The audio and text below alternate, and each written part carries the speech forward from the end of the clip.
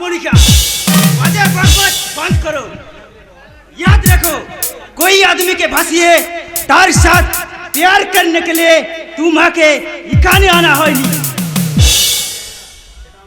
সেটা আমাকে দ্বিতীয়বার বোঝাতে হবে না। लेकिन तुम जा शुरू করেছো সেটা বোঝার মতন মগজ তোমার নেই। বলো বলো তুমি এখানে কেন এলে?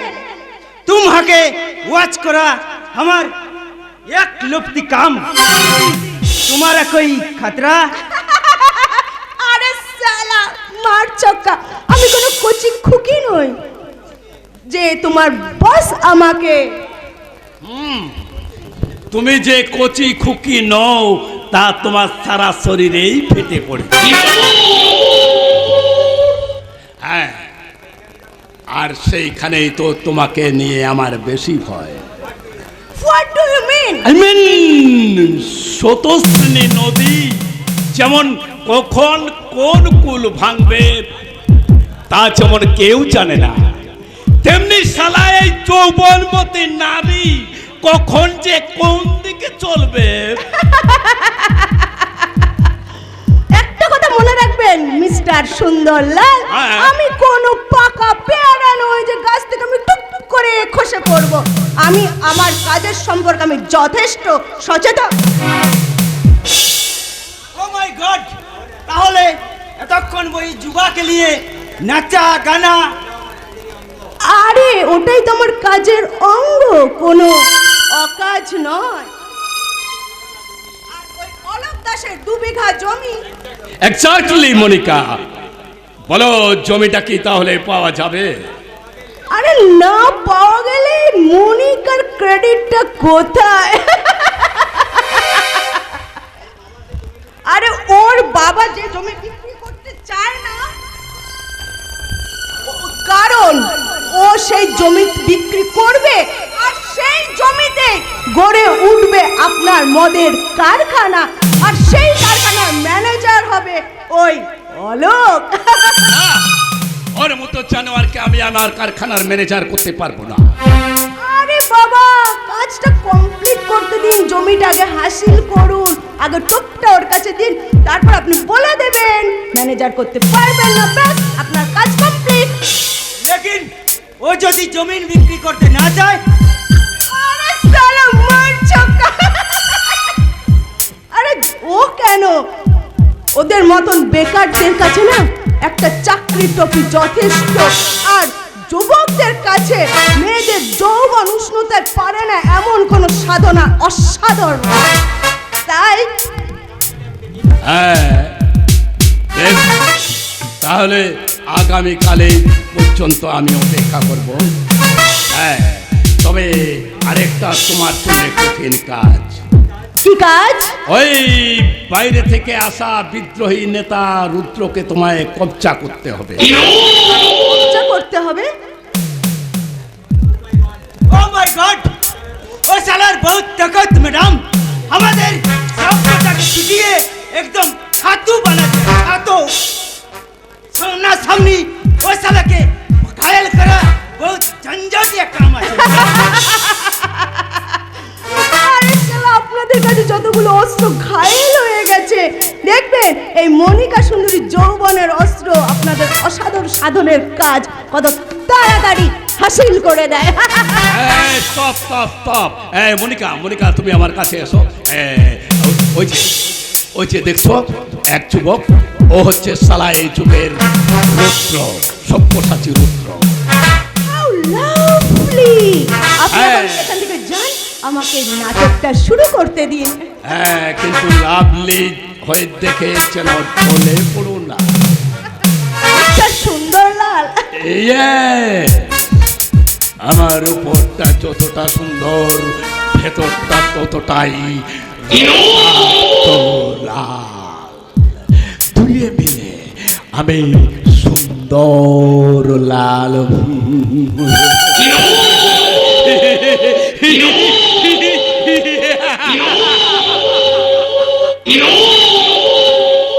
না অভিনয় স্টার্ট।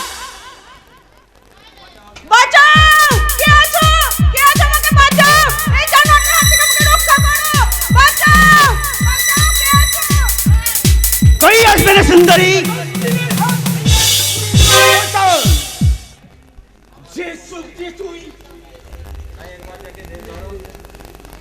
চোখ দুটো নিউজের বসে থাক।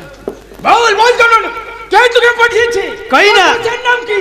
কই না, আমি আমার বয়স আছি। মিথ্যা কথা, তোর সঙ্গে আমার কোনো দুশ্মনী নেই। তবু তুই দলবল নিয়ে আমায় খুন করতে গিয়েছিলি। বল, সত্যি করে বল, কে তোকে পাঠিয়েছে?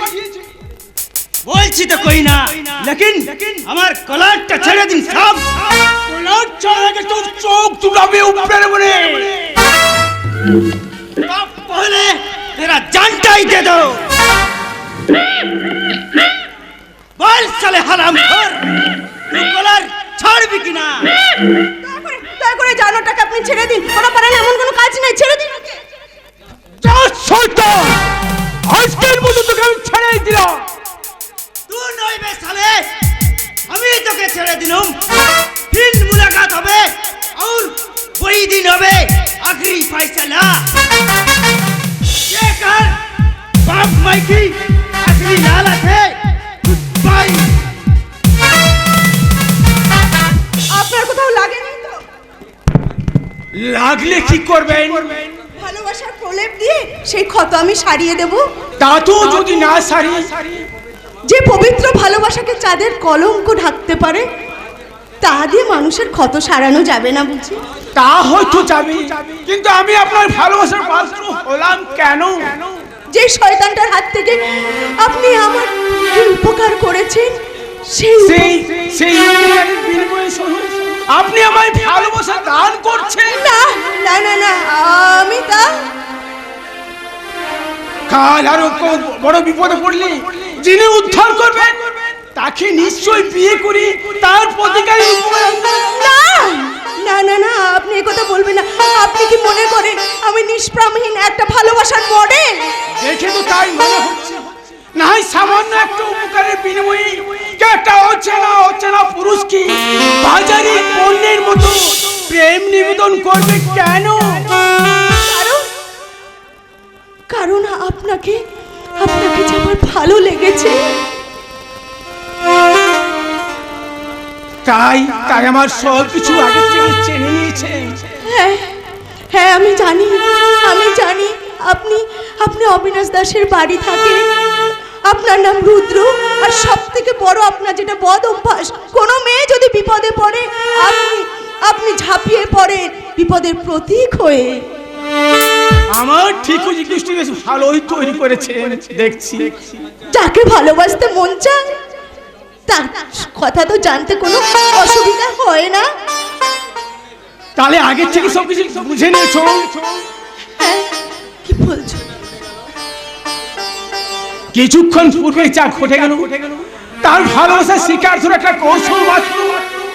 তা যদি মনে করো তাহলে আমার বলার আর কিচ্ছু নেই, কারণ আমি আমার মনের গহনে নিভৃতে আমি যেটা লুকিয়ে রেখেছি।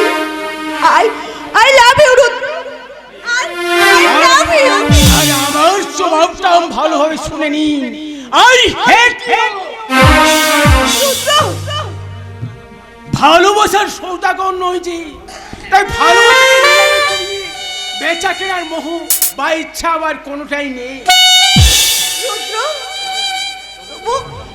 তবু আমি যে তোমার আশা ছাড়বো না রুদ্র, আমি তোমার আশা ছাড়বো না। সারা জীবন আমি তোমাকে আমার মনের গহনে লুকিয়ে রাখবো।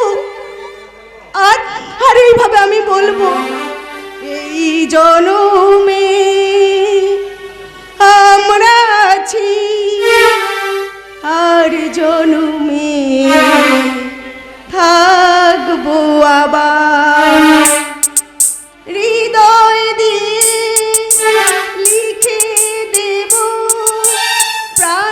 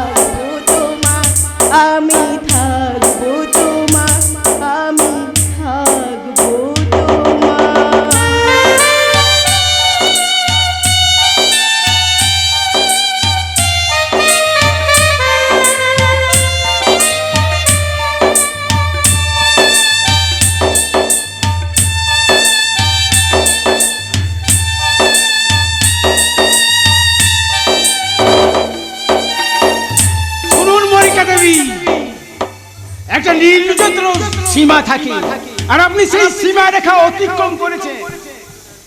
তাই ভবিষ্যতে আর কোনোদিন এই রূপে এই মনোভাব নিয়ে আপনি আমার সামনে আসবেন না।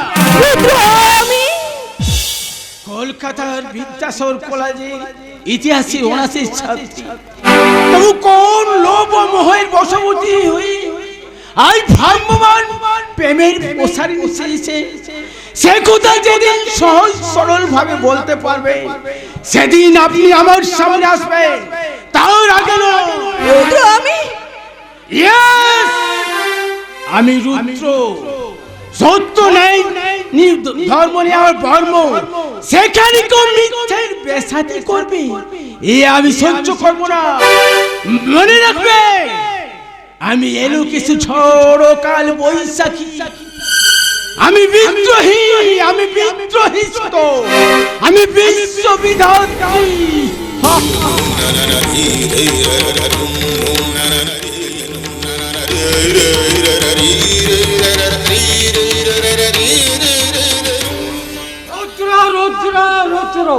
আমার কাজের বাধার প্রাচীর হয়ে দাঁড়িয়েছে রুদ্র।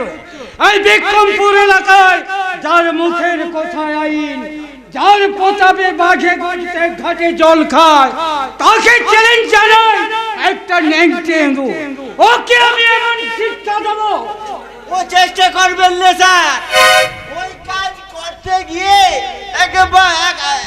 বিটারের দল আজও হাত পাতালে আছে। তার মানে অমিরের ভয়ে চরণ করা বন্ধ করে দেবো। হরে কৃষ্ণ হরে হরে। বুদ্ধিমানেরা মানুষকে হাতে না মেরে হাতে মারে স্যার, আর আপনি সেই পথটাই ধরুন স্যার। কিন্তু কিভাবে? হরে রাম হরে হরে। সে কোথায় আমি বলবো কেমন করে? আমার কি আরে মাথা ঠিক আছে? গত কালের ঘটনাটা শুনে স্যার আমার পিছুটা যে ফেটে যাচ্ছে স্যার। আগে কথা বাদ বলুন, কি ঘটেছে গত রাত্রে? একদল মুখোশ পরা লোক ওই বিক্রমপুর এলাকায় এসে আপনার সমস্ত চোলাই মদের ঠেক ভেঙে তছনছ করে দিয়েছে স্যার। আমার লক্ষ লক্ষ টাকার মাল তছনছ হয়ে গেল, আর ঠেকের হারাম চাঁদাগুলো কি করছিল? বাধা দিয়েছিল স্যার, কিন্তু কপিল দেবের ইয়ারকার বলে সব কটা বীর পুরুষ বল আউট হয়ে মাথায় ব্যান্ডেজ বেঁধে বসে আছে। হারাম চাঁদাগুলো এখন কোথায়? সেই আর এত বড় দুঃসাহস যে সব কোটা মদের ঠেক আমায় যেন এই কাজ করে আর চলন্ত আগুনে ঝাঁপ দিতে চায়। সে দুঃসাহসটা একজনের আছে স্যার, নাম তার রুদ্র। সবাই যখন জানেন তখন হাত পা গুটিয়ে বসে আছেন কেন? যান, অ্যারেস্ট করুন। কিন্তু স্যার প্রমাণ ছাড়া আমরা কাঠের পুতুল স্যার। প্রমাণ জোগাড় করার দায়িত্ব আপনার। যান, ওই শয়তানটাকে অ্যারেস্ট করে এনে 3rd ডিগ্রি প্রয়োগ করুন, দেখবেন হুড় করে সমস্ত প্রমাণ বেরিয়ে আসছে। ওইখানে তো এদেশের পুলিশ বড় অসহায় স্যার, এরা নরমের গরম আর শক্তের ভক্ত। What do you mean? I mean, ও যদি বেকার ভোলেওয়ালা ছেলে হতো তাহলে ওকে যে কোনো অজুহাতে অ্যারেস্ট কেন, ফাঁসিতে লটকে দিতাম।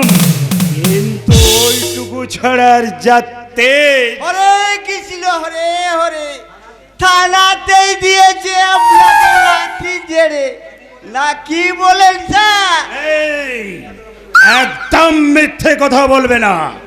ও বেটা বাইরে যতই বাহাদুরি দেখাক, এই সরকারি উর্দি পরা পুলিশের গায়ে হাত দিলে ওর হাতটা আপনি কেটে নিতেন, এই তো। হরে কৃষ্ণ হরে হরে। এদের মতো কাপুরুষ গুলোকে পুলিশের চাকরি পেল কি করে? স্যার, আপনার এই পেপোবাসীটা আমাকে অপমান করছে। শুধু নয়, এরপরে নেড়ি করতে আপনাকে লাথি মারবে। হ্যাঁ, আপনার গলদ আছে বলে রুদ্র আপনাকে লাথি মারি, আর মহাদেব আপনাকে অপমান করে, আর মেয়েরা ঝাঁটা মারি, আর ইয়াং ছেলেরা আপনার মতো পুলিশের মাথার টুপি খুলে তাতে পেচ্ছাব করে, পেচ্ছাব। পাকা ফোড়ার মুখটা উস্কে দিলেন স্যার। আপনি চালুনি আর আমি ছুট, তাই একে অপরের ছিদ্র না খুঁজে কিছু মাল ছাড়ুন, আমি দেখছি ও বেটাকে। আপনাকে আর দেখতে হবে না, ওর ব্যবস্থা আমিই করব। তা বললে কি হয় স্যার? আমরা হলাম স্বাধীন দেশের পুলিশ, বেতন 10,000 হলেও ঘুষ 20,000 টাকা নেওয়ার স্বাধীনতা আমাদের আছে। নইলে নেতা মন্ত্রী আর এই বড় লোকের পায়ে তেল দেওয়াই চাকরি করব কেন স্যার? আপনাকে আমি একটা পয়সাও দেব না। দেবেন স্যার, দেবেন, কারণ সাক্ষী সন্তুষ্ট না হলে মামলায় জিতবেন কি করে? তার মানে কি বলতে চাও তুমি? আমার সাহায্য না পেলে এই বিক্রমপুর এলাকায় আপামর মানুষের স্বাধীনতাকে নিলাম বাজারে বিক্রি করে তাদের বাজার স্বাধীনতাকে দু পায়ে দলে পিছে চূর্ণ করে এই সমাজ সংসারের বুকে ধোয়া তুলসী পাতা হয়ে বেঁচে থাকতে পারতেন না স্যার। মহিম বাবু, তাই 10,000 টাকা থানায় পাঠিয়ে দেবেন। এই শোনো, স্যারের কাছ থেকে 10,000 টাকা নিয়ে থানায় এসো, কেমন? হরে কৃষ্ণ হরে হরে। স্যার না দিলে আমি নিয়ে যাব কেমন করে? দেবেন, নিশ্চয়ই দেবেন, কারণ স্বাধীন দেশের পুলিশ হিসেবে এটা আমরা পেয়ে থাকি। আর না পেলে যে কোনো কেসে আমরা বলে দিই থানার জিপ খারাপ, নয়তো পেট্রোল ফুরিয়ে গেছে, কিংবা অন্য কেসের তদন্তে যাচ্ছে। চলি স্যার, নমস্কার। এই নাও 10,000 টাকা, আর ওই শরীর বাচ্চাটাকে দিয়ে আসবে। কারণ আমার এগিয়ে যাওয়ার পথে সবচেয়ে বড় বাধাটাকে হটিয়ে ফেলতে ওর সাহায্য যে আমার চাই। ভারতবর্ষ তুমি কেন স্বাধীন হলে মা? তোমার বুকে বসে হরে কৃষ্ণ হরে হরে 5 জন 95 জনে স্বাধীনতা হরণ করে স্বাধীন হয়েও যে দুর্নীতির পাকে তুমি ডুবেছ, সেখান থেকে কে তোমায় উদ্ধার করবে মা? তোমার কর্ম তুমি করো মা, লোকে বলে করি আমি সকলে তোমার।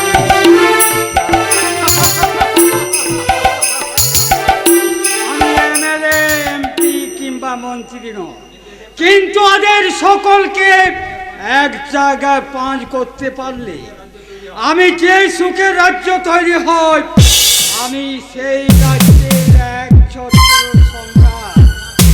আর আমার সেই রাজ্যের কোনো অশুভ শক্তিকে আমি মাথা তুলতে দেব না। স্বরাষ্ট্রমন্ত্রী দীপঙ্কর রায়, হ্যাঁ আজই কি জরুরি মিটিং করে দাও, ওই মিটিং ইয়েস করে দাও। ইয়েস, ওই চেয়ারে আমি আপনাকে বসিয়েছি। আর ধরুন শালা শুয়োরের বাচ্চা, ওই 3 দিনের মধ্যে বিক্রমপুরে যাবো, রুদ্রকে সরাতে না পারলে শালা কুত্তা। এই সাত সকালে গালাগালি করছো কাকে? কাকে আবার? ওই শালা শুয়োরের বাচ্চা দীপঙ্কর রায়। কি সে কি? এতদিন তো ওই ছিল তোমার জপমালা, লক্ষ লক্ষ টাকা দিয়ে গুন্ডা ভাড়া করে পিস্তল ঠেকিয়ে বুথ দখল করে ওকেই তুমি ভোটে জিতালে, মন্ত্রী করলে। আর আজ আমার বিপদে জরুরি মিটিং দেখাচ্ছে, শালা পথের কুকুর সিংহাসনে বসে। তোমাকেই লাথি মারছি, তাই তো? শোনো, এর চেয়েও বড় আঘাত তোমার জীবনে আসবে, এবং সেটা খুব বেশি দূরে নয়। কিন্তু আমাকে আমাকে বলতে হবে কেন? আমাকে বলতে হবে কেন? তুমি তোমার নিজের মনকে জিজ্ঞাসা করো। ওইসব নেতা মন্ত্রীদের আশীর্বাদ ধন্য হওয়ার জন্য তুমি কত মায়ের কোল শূন্য করে দিয়েছো, কত মানুষের ভিটে মাটি জোর করে দখল করে কেড়ে দিয়েছো, তাদের বাজার স্বাধীনতা জোর করে কেড়ে দিয়েছো। তাই বলে বীর সৈন্য বসুন্ধরা, তাই আমি যা করেছি, তারপর একদিন তোমাকে ভুগতেই হবে। ওই নিরন্ন সর্বহারা মানুষের দীর্ঘশ্বাস কোনো দিনও বিফলে যাবে না।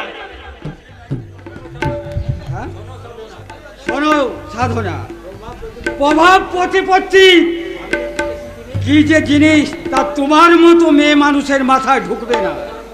তোমার মতো ছেলে মানুষের আভিজাত্য একদিন না একদিন ঘুরতে যাবেই। শোনো, আমি বিলাস চাই না, আভিজাত্য চাই না, চাই একটা সুখের সংসার, ছায়ায় মায়ায় ঘেরা একটা শান্তির নীড়। সেই সুখের সংসারে যে অশুভের বাসা বেঁধেছে সে খেয়াল তুমি করেছো? তার মানে কি বলতে চাও তুমি? সূর্যকান্তের কোনো পরিবর্তন লক্ষ্য করেছো? না তো, কিন্তু তুমি বলো, তুমি কি দেখেছো? ওর কথাবার্তা, চাল চলন, কখন যে কি করে মাঝে মাঝে কোথায় চলে যায় কেউ জানে না। নতুন নতুন বিয়ে করলে ছেলেরা ওরকম অফিস কামাই করে, কিন্তু তাই বলে মা হয়ে আমি কি তাকে খোটা দেবো? আমি বলতে চাই, বুঝতে পেরেছি, আসলে ওই গরিবের ঘরের মেয়েটা এই বাড়ির বউ হয়ে এসেছে তো, সেটা তোমাদের শালা আর ভগ্নিপতির কিছুতেই সহ্য হচ্ছে না। তাকে অনেক করে তাড়াবার চেষ্টা করেছিলে, কিন্তু তাড়াতে পারোনি, তাই তো? বেশ,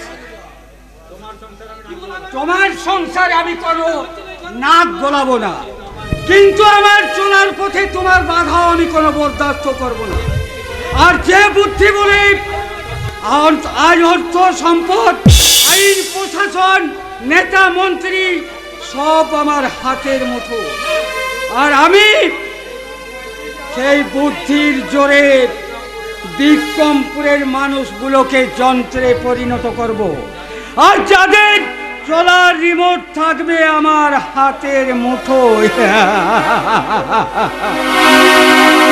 আশ্চর্য! অর্থ সম্পদ ক্ষমতার জন্য মানুষটা দিন দিন যেন মানুষ থেকে একেবারে অমানুষ হয়ে যাচ্ছে, কিন্তু ওকে ওই পথে একটু একটু করে টেনে নিয়ে যাচ্ছে আমার শয়তান ভাই ও সুন্দরলাল। তারই প্ররোচনায় আমার লক্ষ্মী প্রতিমার মতো বৌমা ওই রাত্রি। মা, বাবা, কি বাবা কোথায় গেল? বাবা নেই? না, কেউ নেই, কেউ নেই হতভাগী। তোর সঙ্গে কথা বলার মতো, তোর কথা শোনার মতো এখানে কেউ নেই। কি বলছেন মা? ও, বুঝতে পেরেছি, বাবার উপর রাগ করে আপনি এসব কথা বলছেন, কিন্তু মা আমি তার জন্য কি করতে পারি? মা বলুন, আমি কি করতে পারি? আমি, সূর্য, চন্দ্র, আমরা সবাই মিলে যা করতে পারিনি তোকে তাই করতে হবে মা। যেমন করে হোক, যে কোনো মূল্যের বিনিময়ে ওকে ওপর থেকে ফিরিয়ে আনতেই হবে। অসম্ভব জেনেও হিংস্র বাঘের গলায় ঘন্টা বাঁধার দায়িত্ব কার হাতে তুলে দিচ্ছ মা? কেন? আমার ঘরের লক্ষ্মী আমার বৌমার হাতে। কিন্তু কিন্তু তুমি তো ভালো করে জানো মা, যে আমার অবর্তমানে যার এ বাড়িতে থাকার চক্রান্ত শুরু হয়েছিল, তাহলে তাহলে এ বাড়িতে ওর দাম আর সকলের দিকে কোনো অংশে কম নয়, সেটাই প্রমাণ করবার দিন এসে গেছে সূর্য। তাই আমি চাই। বলুন মা, আপনি কি চান? বলুন, কি চান আপনি? বৌমা, আমি চাই এই সংসারে সর্বময় কর্ত্রী হয়ে এই সংসারটাকে নিষ্কলঙ্ক নির্মল করতে। সংসারের মাথায় যে অশুভ শক্তির কালো মেঘ জুটেছে, সেই মেঘটাকে তোমাকেই খণ্ডন করতে হবে বৌমা, তোমাকেই খণ্ডন করতে হবে। আর তার জন্য যে কোনো কঠিন সিদ্ধান্ত নেওয়ার জন্য আমি মা হয়ে তোমাকে দায়িত্ব দিয়ে গেলাম বৌমা, দায়িত্ব দিয়ে গেলাম। আপনার দেওয়া দায়িত্ব আমি মাথায় তুলে নিলাম মা, মাথায় তুলে নিলাম। কিন্তু যে গুরু দায়িত্ব আপনি মাথায় তুলে নিলেন, আপনি কি জানেন সে কাজ যত কঠিনই হোক না কেন, আপনি পাশে থাকলে আমি সফল হব, এটা আমার সম্পূর্ণ বিশ্বাস, নির্ভুল। কিন্তু আপনি তো জানেন যে আমি এ বাড়িতে। অতীত ভুলে আপনি বর্তমানের দিকে তাকিয়ে দেখুন, বলুন অত রাত্রে ঘুম থেকে উঠে আপনি কোথায় যান? কৈফিয়ত চাইছে? কৈফিয়ত চাইছি না, পাশাপাশি ঘরে থাকার সমবেদনার জন্য বলছি। সে অধিকার কি আমার নেই? আছে, আছে, নিশ্চয় আছে রাত্রি দেবী। কিন্তু আপনি জানলেন কি করে যে তো রাত্রে আমি? আপনি হয়তো অনেক নারী দেখেছেন, কিন্তু দেখেছেন কি কোনো নারীর হৃদয়?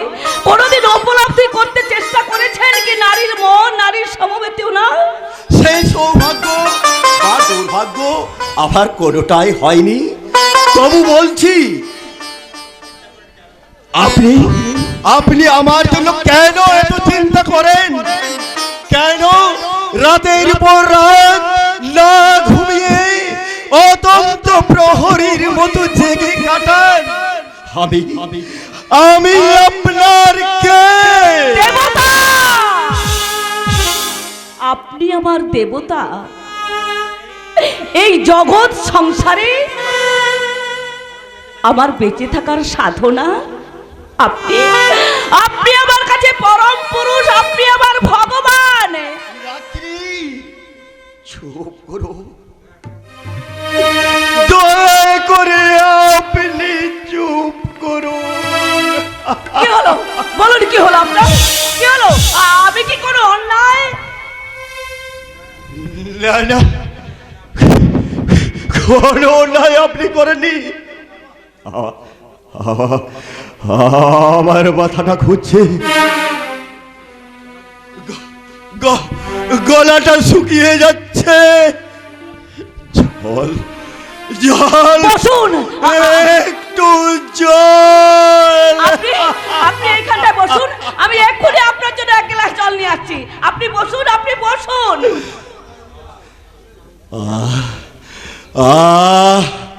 আমি আর পারছি না।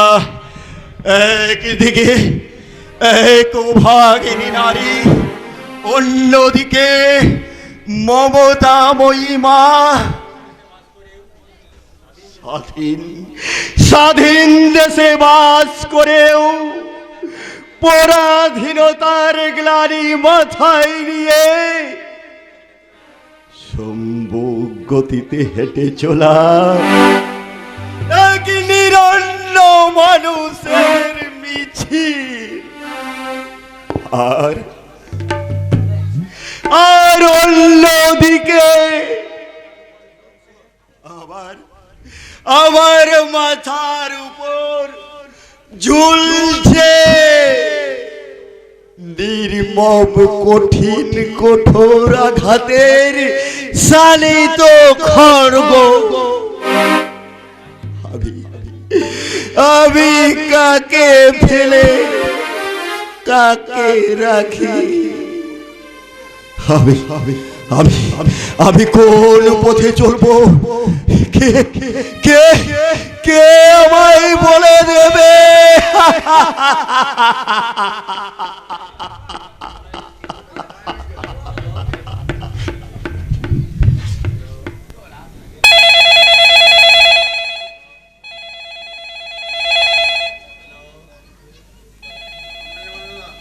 হ্যালো হ্যালো, কে বলছেন? জয় জয় জগদম্বে। কেন বুঝতে কি খুব অসুবিধা হচ্ছে? না না, বুঝতে অসুবিধা হবে কেন? কিন্তু কিন্তু কিন্তু হঠাৎ হঠাৎ আপনি এ সময়ে? সময়টা তোমার কাছে হঠাৎ মনে হলো, আমার কাছে নয়। আমার কাছে প্রতিটি সেকেন্ড, মিনিট, ঘন্টার দাম অনেক। গুরুদেব, এই সময়ের সঙ্গে পাল্লা দিয়ে তুমি আমার কাজের হিসাবটা দাও। কাজ কাজ আপনি পাবেন গুরুদেব, তবে কয়েকটা দিন। না, কোনো অজুহাত আমি শুনতে চাই না। আমি কাজ চাই, কাজ। হ্যাঁ হ্যাঁ, আমি চেষ্টা করছি গুরুদেব। চুপ করো। তোমার চেষ্টার মুখ চেয়ে মাসের পর মাস, বছরের পর বছর উপেক্ষা করার মতো আমার হাতে কোনো সময় নেই। গুরুদেব, আমার অকর্মণ্যতার জন্য যদি আমাকে ময়দানে নামতে হয়, তাহলে 7 দিনের মধ্যেই তুমি দেখতে পাবে। না না না না, এ কাজ আপনি করবেন না গুরুদেব। আপনাকে দেওয়া প্রতিশ্রুতি আমি যে কোনো মূল্যেই রক্ষা করব।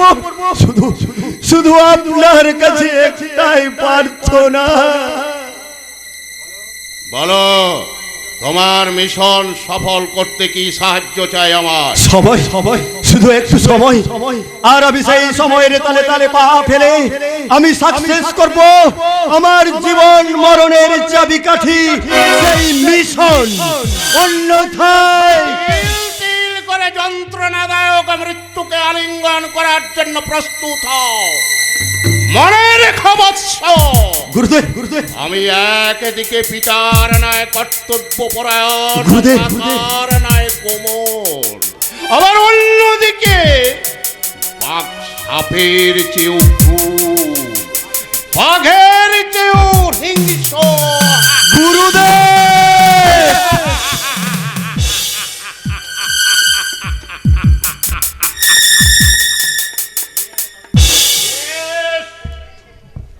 আমি গুরুদেব, বাঘের থাবা আর কালকে উটের ছোবলে নীল হয়ে যাওয়ার আগে সেই গুরুদেবের নির্মম আদেশ তুমি পালন করো। আমার জগৎ জননী মা ক্ষুধা তৃষ্ণায় কাতর, খাদ্য চাই, খাদ্য, রক্ত চাই, রক্ত। গুরুদেব,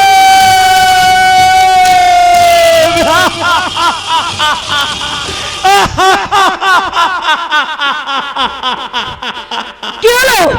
কি হলো আপনার? আপনি এমন করে চিৎকার করে উঠলেন কেন? বলুন আপনার কি হয়েছে?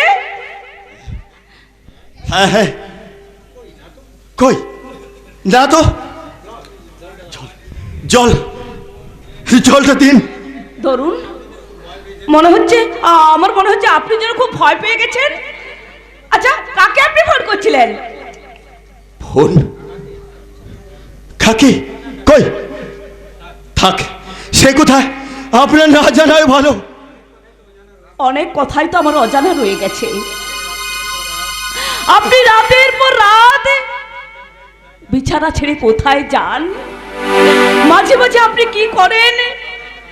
কেন জানেন? কাকে আপনি ফোন করেন আর কাকে এবার রিসিভ করেন? প্লিজ রাত্রি দেবী, প্লিজ বেশি জানবার চেষ্টা করবেন না। আমি একটা কথা মনে রাখবেন, আপনার বাজার স্বাধীনতাকে নিলাম বাজারের হাত থেকে রক্ষা করতে আমায় মরণের স্বাধীনতাকে আলিঙ্গন করতে হবে রাত্রি দেবী। না, আমি চাইনি। আপনি বিশ্বাস করুন, আপনি বিশ্বাস করুন, আমি চাইনি। আপনি আমার জীবনে হৃদয় মন্দিরে জাগ্রত দেবতা, এটা সবাই জানে, কিন্তু যেটা জানে না সেটা হলো তুমি থেকে আপনিতে প্রমোশন হলো কবে। না মানে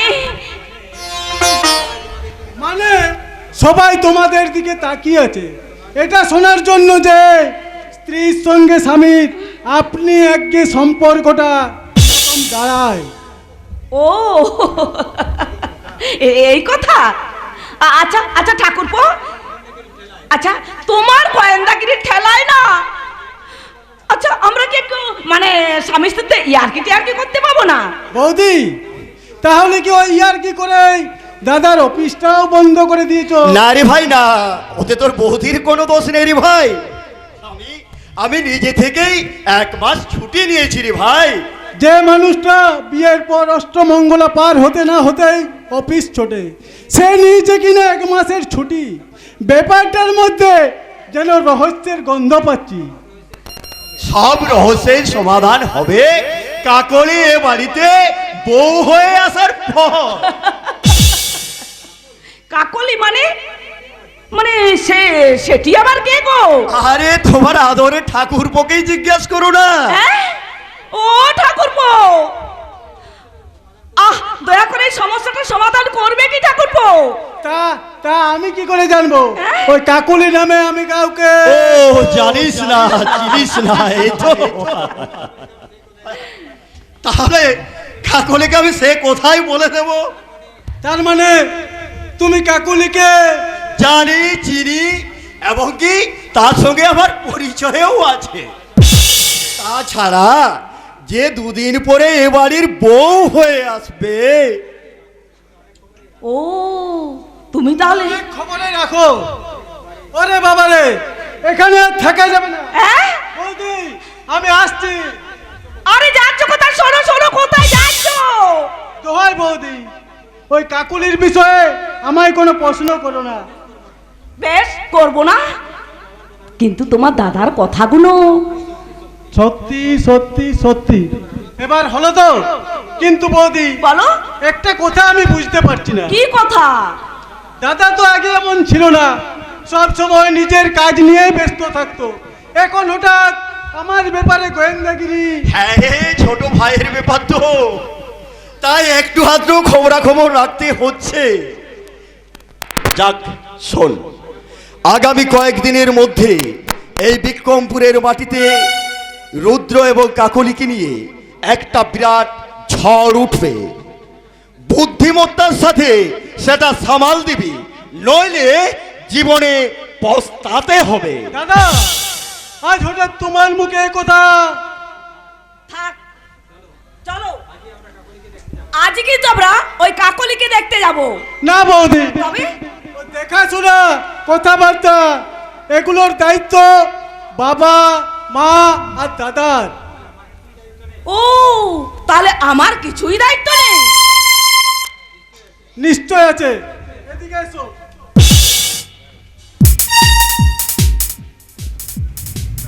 বেশ বেশ, ঠিক আছে।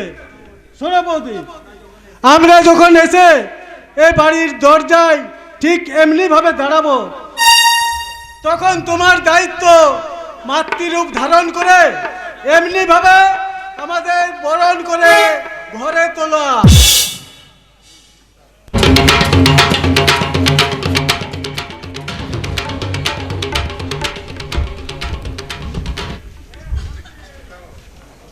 হরে কৃষ্ণ, হরে হরে, ওকে আমি বরণ করে তুলে নেব ঘরে। তুই বুঝতে পারছো না মহাদেব?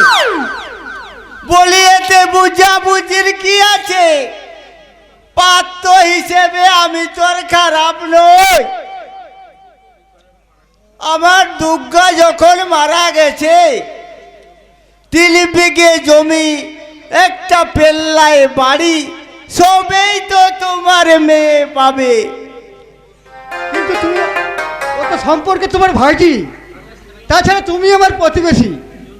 সেই জন্যই তো তোমার দুঃখে প্রাণ কাঁদে বেশি। আরে ভাইজি, ওভাবে লাউ গাছ আর পুঁই গাছের শাখা ধরলে ছেলে মেয়ের বিয়ে হবে না ভাইয়া। কিন্তু তুমি তো দোজবোর, তারপর তোমার একটা ছেলে আছে। তাতে কি? হরে কৃষ্ণ, হরে হরে। ভাগ্যবতী মেয়েরা এই সব ঘরেই পড়ে, যাকে বলে না বিয়ে কানাইয়ের মা। কিন্তু তোমার বয়স তো আমার মেয়ের চেয়ে অনেক বেশি। সোনার আংটি বেকা হলেও দাম কমে না ভাইয়া, বরং বাড়ে। আমার বয়স 35, মনের বয়স 25, আর তোমার মেয়ের বয়স 22, আর দুয়ে মিলে একেবারে রাজ্য টকে। কিন্তু তুমি তো মদ খাও, মেয়ে কি রাজি হবে? বলি ও রাজির কি আছে? বড় লোকের বাড়ি চাকরি করি, তাই ওইটুকু আধটুকু না খেলে আমার প্রেস্টিজে থাকে না, বুঝেছো? আমি তো বুঝেছি, কিন্তু মেয়ে যদি সেও একটু আধটু খাবে, এতে আর দোষের কি আছে? আজকালকার ছেলে মেয়ে সবাই তো মদ খাচ্ছে। ঠিক আছে, দেখি যদি মেয়েকে বুঝাতে পারি। এই হলো আজকালকার বাবা মায়ের মুদ্রা দোষ। মেয়ের আবার মত কিসের? এই রংবাজ মেয়েগুলোর আবেগ ছাড়া আছেটা কি ভাইয়া? তবে মেয়ে যখন বড় হয়েছে, তারও তো একটা মতামতের প্রয়োজন আছে। এতদিন আমি তোমাকে বুদ্ধিমান ভাবতাম, কিন্তু আজ বুঝলাম তুমি একটা নিরেট গবেট। আরে ভাইয়া, মেয়ের মতে হয়তো বিয়ে হয়, কিন্তু কোনোদিন সুখ হয় না। সুখের ঘরে আজ তালা পড়েছে কাকা, তাই তো আমাদের মতো মানুষদের সুখ স্বপনে আর শান্তি শ্মশানে। এ তুই কি বলছিস মা? তোর কপালে রাখছে কেন? গরিব হয়ে জন্মানোর পুরস্কার, তাই জোর করে ওরা আমাদের ধান কেটে নিয়েছিল বলে আমি বাধা দিয়েছিলাম, তাই ওদের লাঠির খায়ে সে কথা আমি কই কেমন করে চলি ভাইয়া, পরে ও বিষয়ে কথা বলবো। গোপালটা সারিয়ে রাখিস, আমি পরে এসে তোকে নিয়ে যাব। হরে কৃষ্ণ হরে হরে। এই বুদ্ধি মানে না, এইসব জায়গা থেকে গায়ে গামছা দিয়ে কেটে পড়ে। বলে কৃষি কাজ জানো না। আরে আমার ধান কেটে মা, আমার জমি আমি নিজে চাষ করেছি। সেটা তো আমিও জানি বাবা, কিন্তু ওরা বলছে আমরা ধান সমেত জমি নাকি ওরা কিনে নিয়েছে। ওরা কারা? কি নাম তার? না বাবা না, ওরা ভাড়া করা লোক নিয়ে এসেছে, ওদের মধ্যে একজনকে আমি চিনি। কি নাম তার? भारत का बच्चा पुजार जान पुजार। এই নাম আমি কখনো জীবনে শুনিনি তো। अभी अभी सुनिए लेन, अभी सिंदरलाल की सहचर थी। अभी तक आप सबको घेराव करने के लिए आपके पास आया। তোমরা কেন আমার জমি ধান কেটেছো? কে তোমাদের ধান কাটার অধিকার দিয়েছে? আমি এই বিক্রমপুরের মুকুটহীন বাদশা সুন্দরলাল। আছি থামিয়ে আমার প্রশ্নের জবাব দাও। আবার আমার জমি ধান কাটার অধিকার তোমায় কে দিয়েছে? তুমি? আমি? হ্যাঁ, ওই জমি তুমি আমায় বিক্রি করেছো, সেই অধিকারের বলেই। মিথ্যা! এই ষড়যন্ত্র! মিথ্যাও মাঝে মাঝে সত্যি হয়ে যায় সুন্দরী। খবরদার শয়তান, আমার মেয়ের গায়ে হাত দিলে তোমার হাতটাই আমি টেনে মুচড়ে ভেঙে দেবো। अबे साले उधर मत जाना। হ্যাঁ বলো সুন্দরী, এই সত্য মিথ্যার দোলনায় দুলতে দুলতে আগামী 1 মাসের মধ্যে ওই জমির উপর গড়ে উঠবে আমার জনতা সুরা ব্র্যান্ডের মদের কারখানা। তা তুই পারবি না শয়তান। আর আমি হব সেই কারখানার ম্যানেজার মিস্টার অলোক দাস। পরে হতে হবে কেন দাদা, এখনই তো তুই ম্যানেজার হয়ে বসেই আছিস। তোর মানে কি বলতে চাস তুই? আদর্শবান অবিনাশ দাসের সুশিক্ষিত ছেলে এক পেট মদ গিলে এসে একথা জিজ্ঞাসা করতে তোর লজ্জা করছে না? কারণ একটা কারখানার ম্যানেজার মানে হাই সোসাইটির মানুষ, তাই একটু আধটু মদ না খেলে তোর প্রেস্টিজ থাকবে না, তাই তো? কিন্তু তোদের ওই শয়তানি কারখানা হলে তবেই তো তুই ম্যানেজার হবি। আমি যখন কথা দিয়েছি তখন ওই জমিতে কারখানা হবে। আমার জমিতে কারখানা হওয়া তো দূরের কথা, একটা ইটও ওই জমিতে করতে দেব না। দাদা দিনের মানুষ, শোনো শোনো মাই ডিয়ার ফাদার, তোমার সম্মতিপত্র আমি নিজে জমা দিয়েছি। এবার আজ বাদ কাল রেজিস্ট্রি করে দিলেই ব্যাস। না, তোর মতো উচ্ছন্ন যা ছেলের জন্য আমার বুকের পাঁজর ওই জন্য আমি জমিটা বিক্রি করবো না। করবে করবে নিশ্চয়ই করবে, হ্যাঁ, কারণ ওই জমির উপর আমার বেশ কিছু টাকা ইনভেস্ট করা হয়ে গেছে। তাই তোমার বুকের পাঁজরের উপরেই গড়ে উঠবে আমার মদের কারখানা। না, তুমি কোনোদিন পারবে না শয়তান। নিশ্চয়ই পারবো, কারণ কারণ এখন আমার হাতের মুঠোয় রূপের দাস তোমার অলোক দাস। তোমার সেই তুরুপের তাজকে ভেঙে এই ঘাড় ধাক্কা দিয়ে বাড়ি থেকে বের করে দেবো। তার আগেই ওই জমি তোমায় বিক্রি করতে হবে। বেকারত্বের জ্বালায় ভুগতে ভুগতে আজ আমি চাকরির স্বাদ পেয়েছি। সেই স্বাদ পূর্ণ করতে যে কোনো কাজ করতে আমি প্রস্তুত। হ্যালো, তুই এত তাড়াতাড়ি তুই মানুষ থেকে জানোয়ার হয়ে গেলি বাবা? হ্যাঁ, আমি জানোয়ার, আর সেই জানোয়ারের থাবায় তোমার এই বাপ বেটির জিন্দেগি শেষ হয়ে যাবে। বস পিটার, অ্যাকশন স্টার্ট।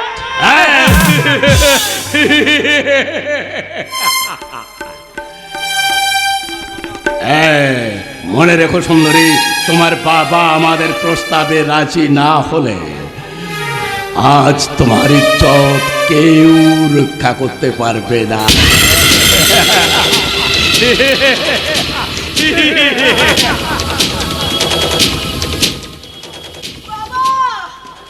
ভয় নেই রে বা, ভয় নেই।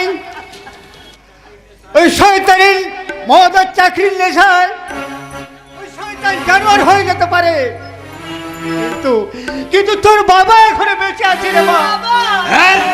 हाँ हाँ, तुम जिंदा तो अच्छे, लेकिन कितना टाइम तुम जिंदा थकबे? हमारे बात ना सुन ले, तुम्हारा मौत कोई स्टॉप करते पारबे ना।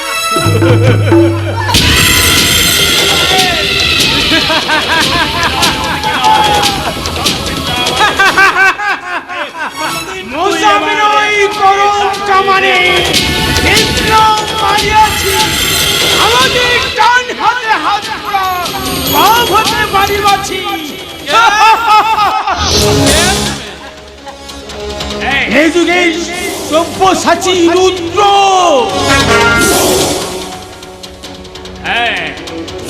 এখানে কি করতে এসেছে? দেখতে এলাম।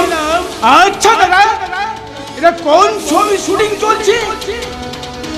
যদি তোমার মরণ পাখা না গছিয়ে থাকে তাহলে বাজে না বকে এখান থেকে পালিয়ে যা। যাবো যাবো, নিশ্চয় যাবো। এ তো মারামারি রক্তাঙ্গকে আমি নেই দাদা। তবে এই যে সুসংবাদটা দিতে এসেছিলাম, কি তোমার সুসংবাদ? বলছি তার আগে ছোট্ট করে জবাব দিন তো।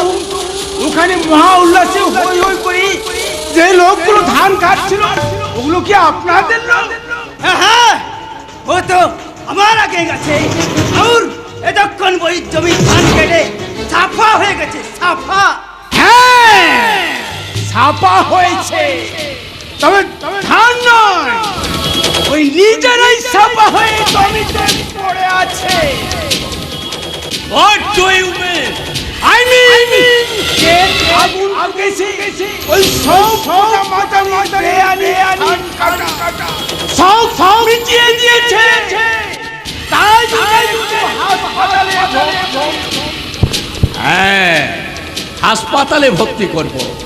তবে তবে শুধু ওদের নয়, তোমাকেও। পিটার, এই শয়তানটাকে উচিত শিক্ষা দিয়ে দে। ओके बॉस, तू साले हमारे आदमी के जख्म किया তোকে আমি ছাড়বে না বস, সালে আমাকে মেরে ফেলবে।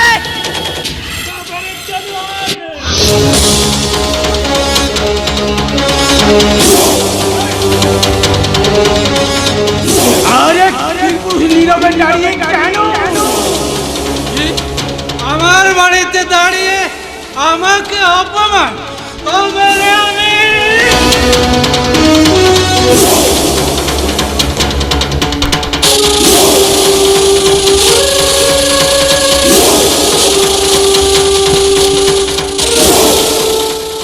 সব কাকলি যাও বাড়ি থেকে একটা ছেঁড়া কাপড় নিয়ে এদের ক্ষতস্থানে ব্যান্ডেজ করে দাও।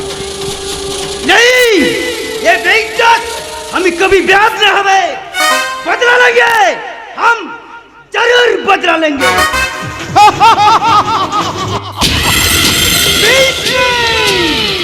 কুলোপুরা চক্রটা ঠিক আছে। বেশ আছে কিনা তা তুই একদিন বুঝতে পারবি।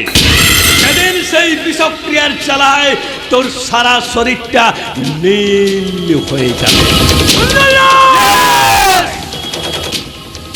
আমার উপরটা যতটা সুন্দর, ভেতরটা ততটাই রক্তাক্ত লাল।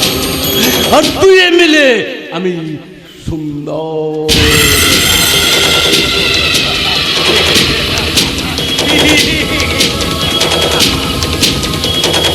দীক্ষা গুরু তো চলে গেল দীক্ষা দিয়ে, কিন্তু শিষ্যগুরু চুপচাপ দাঁড়িয়ে কেন?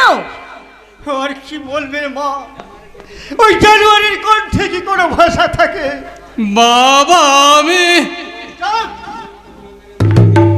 তোর মতো কুলঙ্গারের মুখে আমি বাবা ডাক শুনতে চাই না। যে সামান্য স্বার্থের বয়ে নিজের বোনকে অসম্মান করে, বাবার উপর অত্যাচার করে, সেই জানুয়ারির বাবা আমি নই রে বাবা। মানুষ থেকে জানোয়ার যখন হয়েছি, তখন যে কোনো কাজ আমি করবই। ওই জমি তোমায় বিক্রি করতেই হবে, আর ওই জমিতে গড়ে উঠবে জনতা সুরা ব্যান্ডের মদের কারখানা। আর যার ম্যানেজার হব এই আমি, মিস্টার অলকদাস।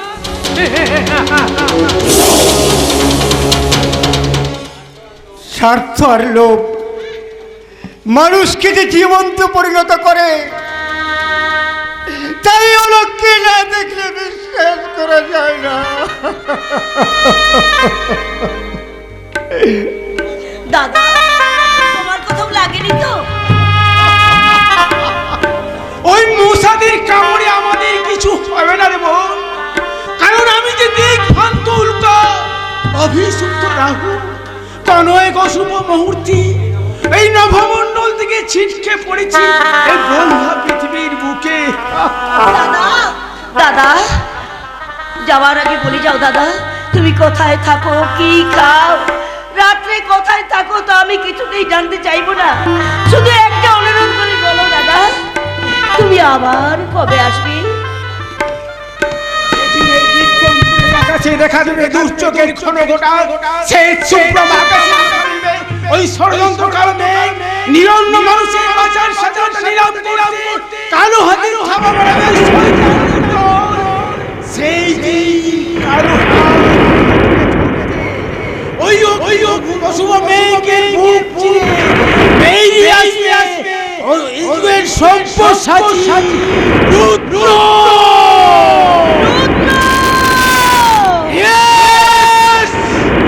আমি সেই মহাকাশের সমস্ত নক্ষত্রের মিলিত ওরে মিষ্টি সোরা বোরা মম বাসুরি তাতে বাসুরি, আমি শ্যামে তাতে বাসুরি, আমি রুসে উঠি মহাকাশ ছাপিয়া ভয়ে সুস্থ নরম হাবিয়া তোজা নিভে নিভে যায় কাঁপিয়া।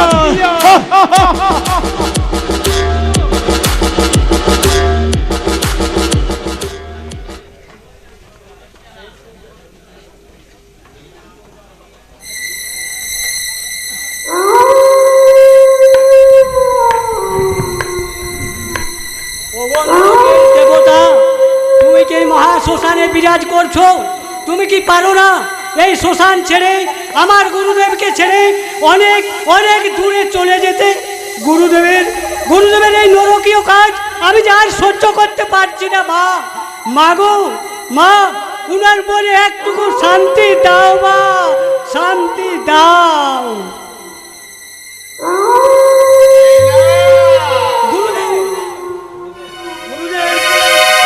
আমার কোন কার্যকলাপ তোমার অসহ্য লেগেছে যে তুমি মায়ের কাছে সকরুণ প্রার্থনা জানাচ্ছ?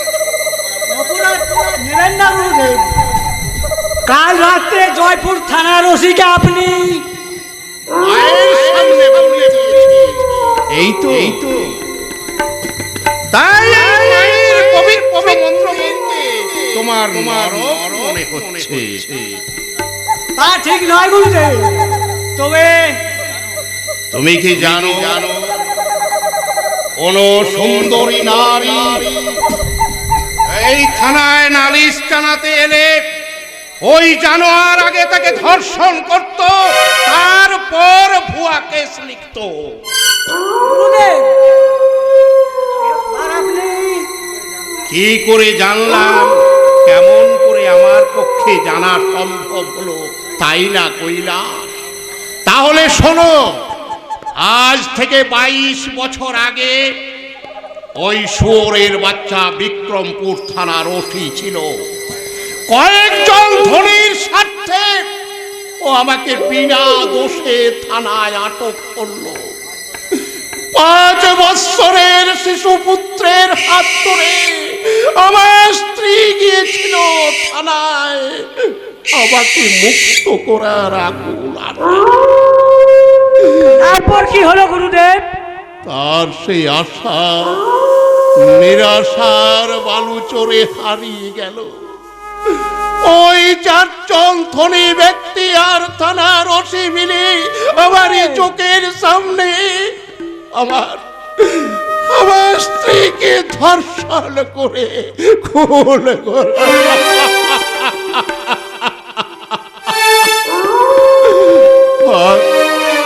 আর আমার সেই 5 বৎসরের শিশু পুত্রকে নিয়ে ওরা ফুটবলে খেলল।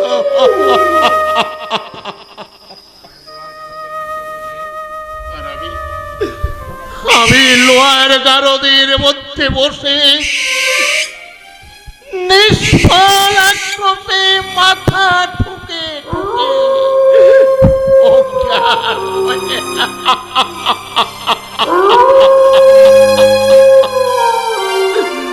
তারপর কি হলো গুরুদেব?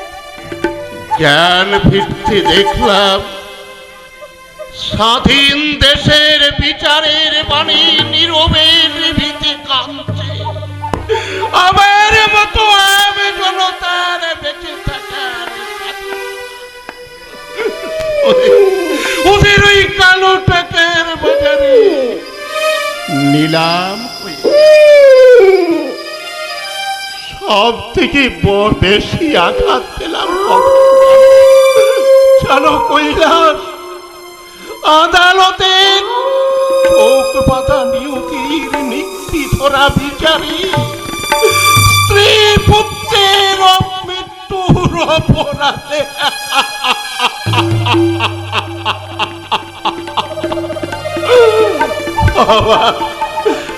আমার শাস্তি হলো যাবজ্জীবন কারাদণ্ড। কি খুন করলো ওরা আর আপনার? হয়ে গেলাম অপরাধী।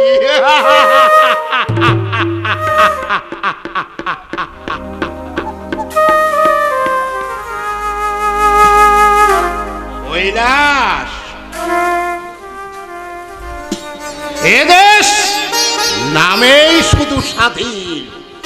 আসিম শেখ আর রামা কৈবর্তের অবস্থার পরিবর্তন আজও হয়নি, আর হবেও না কোনোদিন।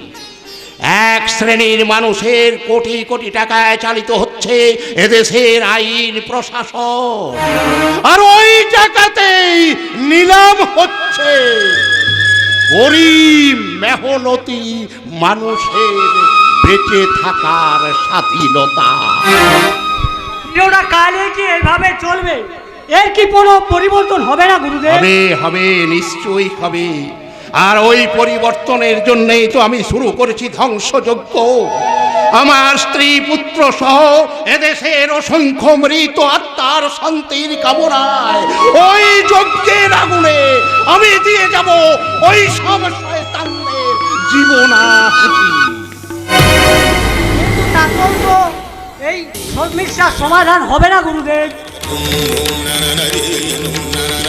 আমি করে যাব সেটা আমার চেয়ে আর বেশি কে জানবে কহিলা, সেটা আমার চেয়ে আর বেশি কে জানবে। তাহলে ধ্বংসযজ্ঞের আয়োজন করে আমি করে যাব আবার প্রতিহিংসা চরিতার্থ। আমার মতো আর কারো যেন এই রকম না হয় তার একটা স্থায়ী ব্যবস্থা। কিন্তু তা কি করে সম্ভব? শয়তানরা তো চিরকালে জন্মাবে। যুগে যুগে যেমন শয়তান জন্মাবে তেমনি আমার মতো জন্মাবে রামানন্দ। তাদের একমাত্র কাজ হবে এই সমাজ সংসার থেকে শয়তানদের নিশ্চিহ্ন করা। গুরুদেব, শোনো কৈলাস, একদিন পথ থেকে কুড়িয়ে এনে আমি তোমায় জীবন দান দিয়েছিলাম, তাই বলে কোনোদিন কোনো প্রতিদান আমি চাই না।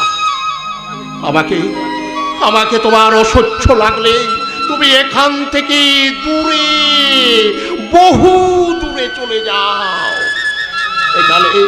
সেখানে তুমি নতুন করে জীবন শুরু করতে পারতে। না না গুরুদেব, আপনি আমায় ক্ষমা করুন। আপনার দুরস্ত ছেলে আমি কোথাও যাব না, কিছুতেই না।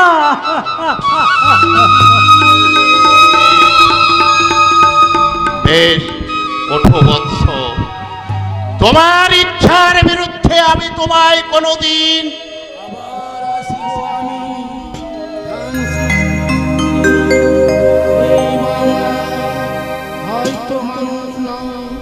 হয়তো আবার আসিব আমি ফিরে, আবার আসিব আমি কে ওই গান গায় শ্মশানের নিস্তব্ধতা ভেদ করে, কার কণ্ঠে ভেসে আসে ওই গান? যুব পথচারী, যাও যাও কৈলাস, শীঘ্র যাও, ওকে এখানে নিয়ে এসো। আমি এখনই যাচ্ছি, ওকে নিয়ে আসছি। কে ওই যুবক, সেই সুর, সেই কণ্ঠস্বর, তবে কি না?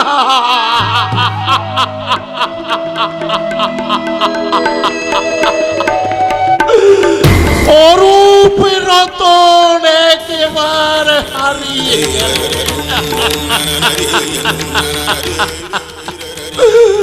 শত চেষ্টা করো না।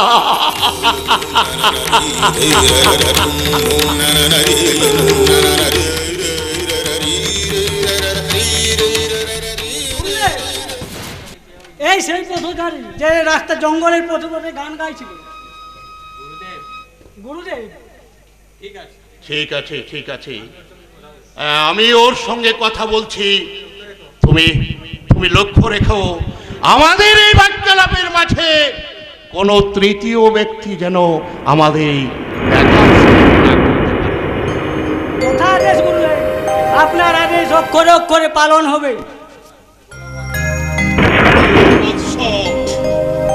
কে তুমি? কি নাম তোমার? সারা অঙ্গে সূর্যের দীপ্ত তেজ নিয়ে আমি এই যুগের সব্যসাচী রুদ্র। রুদ্র? কিন্তু এ গান তুমি কোথায় কার কাছে শিখলে বৎস?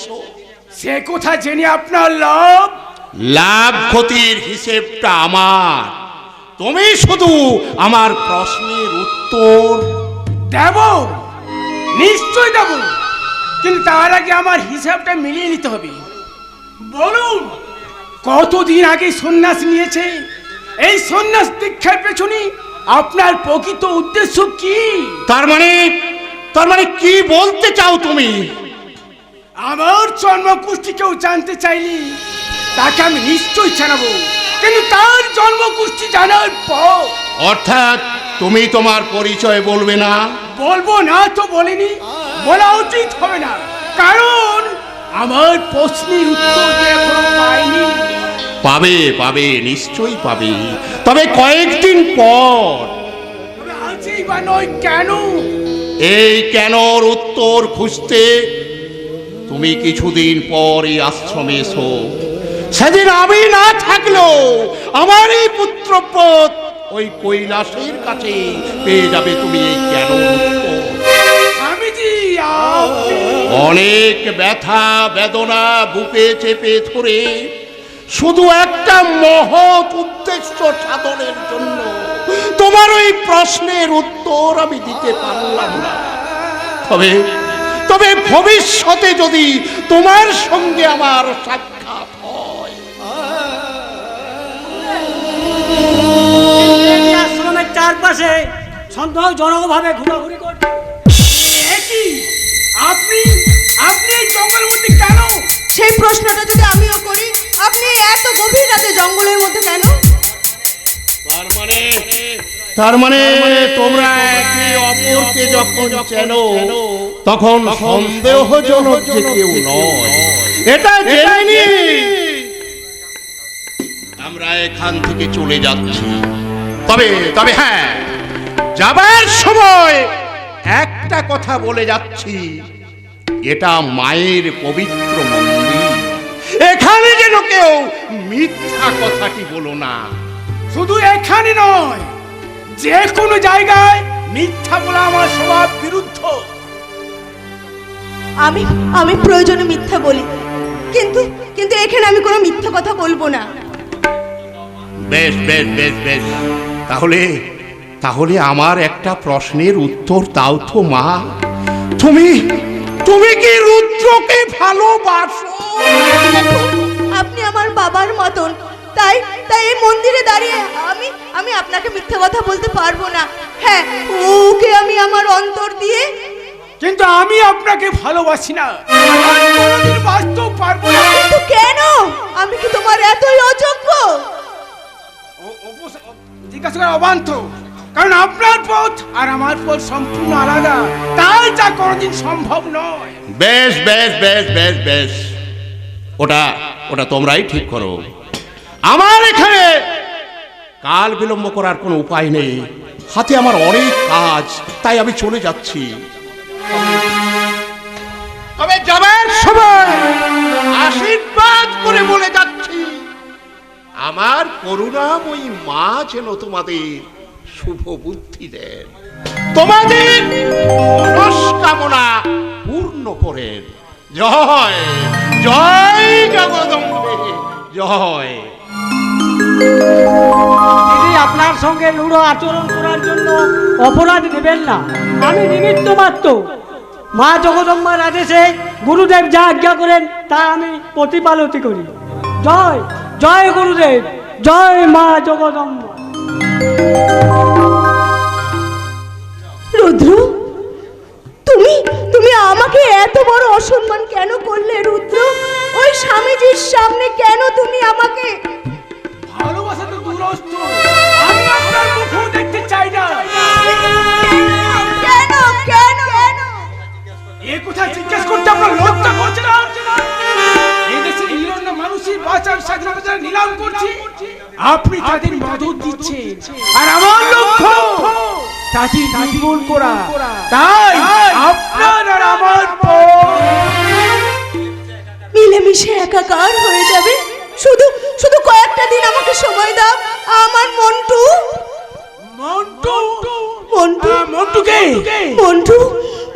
আমার ভাই, যার দুটো কিডনি ড্যামেজ হয়ে কলকাতা নার্সিং হোমে ভর্তি আছি। আমি বিদ্যাসাগর কলেজ থেকে বিএ অনার্স পাশ করলেও একটা চাকরি আমি জোগাড় করতে পারিনি। তাই তাই ভাইকে বাঁচাতে গিয়ে আমি ওই শয়তানদের প্রস্তাবে রাজি হতে বাধ্য হয়েছি। মনিকা, তুমি হ্যাঁ, ওরা আমার ভাইয়ের চিকিৎসার খরচ জোগায়। তাই তো আমি শিক্ষিত ভদ্র হয়েও আমি এইভাবে নোংরা পোশাক পরে ওদের ওইভাবে নোংরা কাজ করতে বাধ্য হয়েছি। রুদ্র, আমি বাধ্য হয়েছি। তাই যদি হয়, তাহলে এসব একবার ফাঁস করে দিলে কেন কেন তুমি আমি যে আর পারছি না রুদ্র, আমি যে আর পারছি না। নিজের জীবনের সঙ্গে লড়াই করতে করতে আমার জীবনটা যে ক্ষত বিক্ষত হয়ে গেছে। অপরের স্বাধীনতা হরণ করে আজ আমি আমার নিজের স্বাধীনতাটাই হারিয়ে ফেলেছি রুদ্র। তাই তো আমি তোমার ভালোবাসার দ্বারে আমি ভিখারি।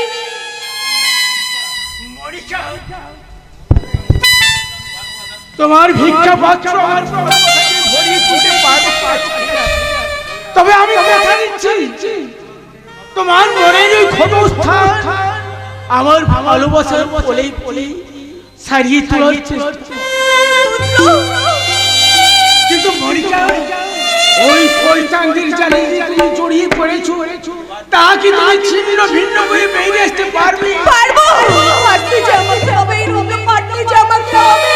দরকার হলে শয়তানদের কোপানলে যদি আমার মৃত্যু হয়, আর সেই মৃত্যু হবে আমার ভালোবাসা, সেই মৃত্যু হবে আমার সুখে, রুদ্র সুখে। তাই কি মনিকা, ও তোমারই চলার পথে দিয়ে যেতে চাই আমার ভালোবাসা।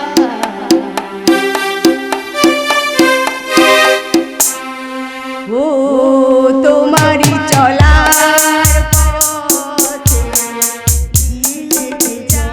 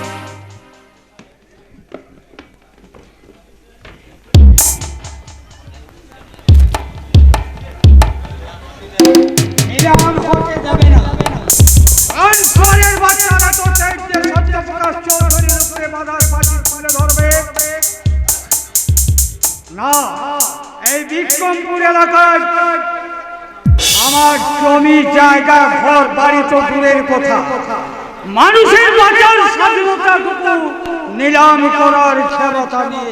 আগে ছিল স্যার, কিন্তু এখন আর নেই। তার মানে আপনার ওই বাচাল সম্বন্ধী কি যেন নাম, হ্যাঁ সুন্দরলাল, সে তো লোকজন নিয়ে গিয়ে অবিনাশ দাসের জমিটা দখল করতে পারলো না, আর আপনি করবেন সারা বিক্রমপুর নিলাম। হারামজাদাগুলো এখন কোথায়? রুদ্রের হাতে উত্তম মার খেয়ে। আচ্ছা যান, উত্তম মার কাকে বলে আপনি জানেন?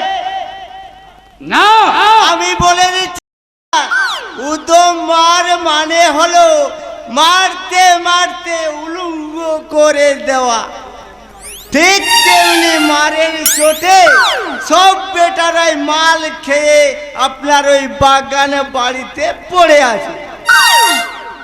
তাহলে অবিনাশ দাসের জমির ধান তার খাবারে উঠেছে, আর জমিদার দখলেই বেশি দিন থাকবে না। ওই জমির মধ্যে যখন কারখানা হবে, হরে কৃষ্ণ হরে হরে, মদের কারখানা হবে আপনার নিজের ঘরে। না, মদের কারখানা হবে ওই জমিতে। প্রয়োজনে আমি নিজেই ময়দানে নামবো। খুব বেশি পড়তা হবে না স্যার, কারণ রুদ্রের তেজ আপনি এখনো দেখেননি। আর সেও দেখেনি আমার আসল রূপ। খুন, ধর্ষণ, এইসব আমার একটা একটা খেলা, আর সেই খেলার জন্য আমি এখন বিক্রমপুরের বাদশা। বেশি দিন থাকবেন না স্যার, কারণ আপনার চারিজুড়ি জনসাধারণ ধরে ফেলেছে। সেটা তো শুধু আপনার জন্য। আপনি যদি পেপারে ফলাও করে না লিখতেন। আমি তো আর মিথ্যা লিখিনি স্যার, যা সত্যি। সত্যবাদের নির্দিষ্টে সাজে কত পয়সা বেতন পাও? যা পাই তাতে অভাবের গন্ধ থাকলেও সুখেই দিন চলে যায় স্যার। ওকে সুখ বলে না, ওকে বলে অসুখ। আই মিন ঘোড়া রোগ। আর সেই ঘোড়া রোগের পিছনে তুমি মরিচিকার মতো ছুটছো। তার চেয়ে বরং আমাদের স্যারের সাথে হাত মিলিয়ে চললে অভাব হয়তো ঘুচবে, কিন্তু সেই অন্যায় আর অধর্মের ভাত হজম হবে না। যেমন কুকুরের পেটে ঘি হজম হয় না। অর্থের জোরে সমাজের গণ্যমান্য ব্যক্তি আপনারা, তাই যা খুশি বলতে পারেন, কিন্তু আমার কলম যেমন চলছে তেমনি চলবে। না, আমার বিরুদ্ধে লেখা তোমার বন্ধ করতে হবে। দেখাচ্ছেন, কিন্তু একজন সৎ আদর্শবাদী সাংবাদিক কখনো মিথ্যা ভয়ের কাছে আত্মসমর্পণ করে না। ওই চিরকাল পায়ে নিচে পড়ে থাকবে।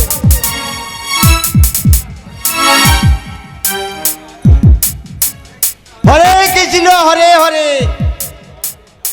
আরে ভাই, এমনই সুযোগ আর কেউ ছাড়ে?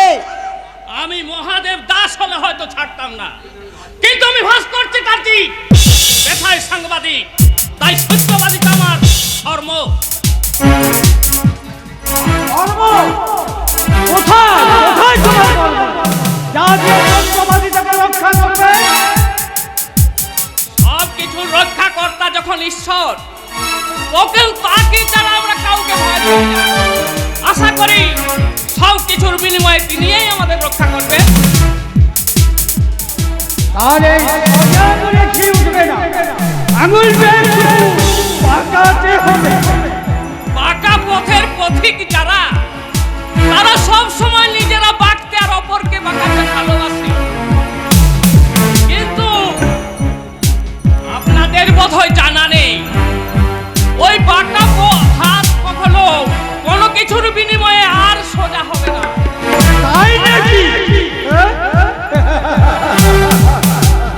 তুমি তবে ভালো ভালো কথা বলতে পারো, আর তোমার মতো প্রচারক করে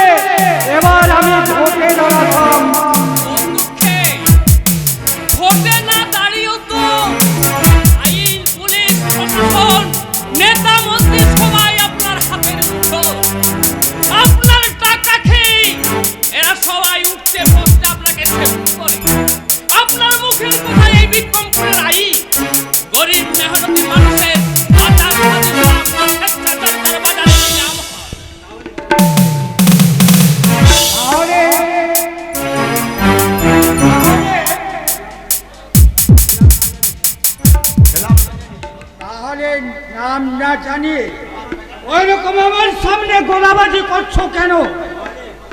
মারে হা করে দাঁড়িয়ে দেখছো কি? হরে কৃষ্ণ হরে হরে, এই আদেশটা এতক্ষণ পরে করে আমি এখন দাঁড়াও, চায়ের আমার প্রয়োজন নেই। বলুন কি জন্য আমায় ডেকে পাঠিয়েছেন? বলবো বলবো নিশ্চয় বলবো। তার আগে চায়ের পরিবর্তে একটুকু মদ। আমি মদ খাই না। মদ খায় না? হ্যাঁ মারে, এরা তাহলে কেমন ভদ্রলোক? হরে কৃষ্ণ হরে হরে, মদ না খেয়ে সাংবাদিকতা করা হয় কি করে? খাই স্যার খাই, তবে আপনার সামনে বলতে লজ্জা পাচ্ছে। তার চেয়ে বরং আমি একটা বোতল এনে উনার ব্যাগে ঢুকিয়ে দিই, বাড়িতে নিয়ে গিয়ে ওই রচিয়ে রচিয়ে খাবে। বলে মা তারা দাঁড়ায় কোথায়?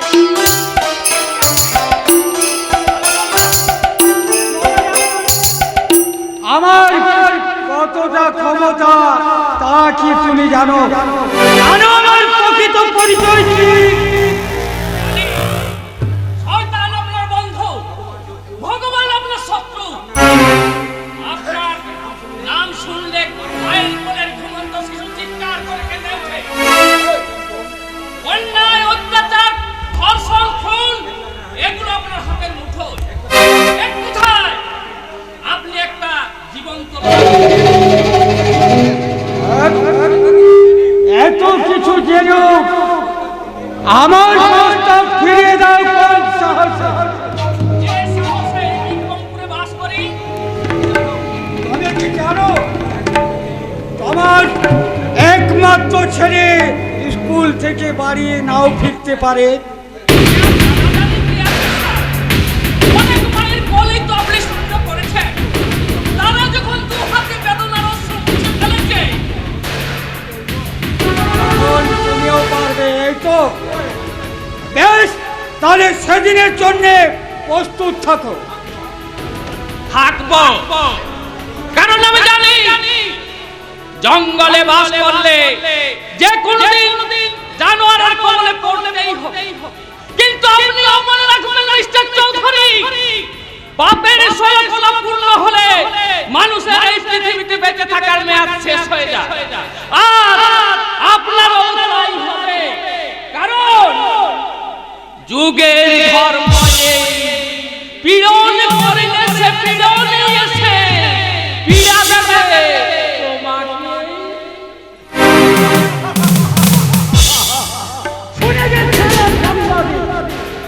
তোর এই জ্ঞান বাণী পাবলিককে খাইয়ে